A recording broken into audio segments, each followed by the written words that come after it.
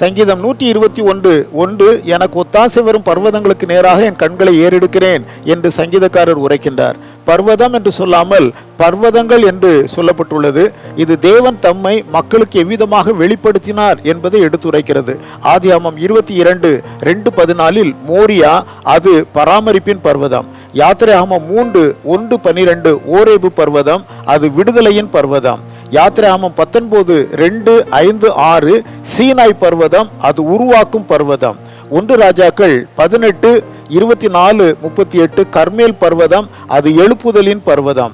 மத்தேயு 17:1-5 மறுரூப மலை அது வார்த்தையாகிய பர்வதம். மத்தேயு 27:33 கொல்கதா மலை அது ரட்சிப்பின் பர்வதம். வெளிப்படுத்தின விசேஷம் 2:10 உயர்ந்த பர்வதம் அது நித்திய ஜீவ பர்வதம். கர்த்தரே நமக்கு நித்திய பர்வதம், அவர் கன்மலையாகவும் இருக்கிறார் என ஏசாயா 26:4 உரைக்கிறது.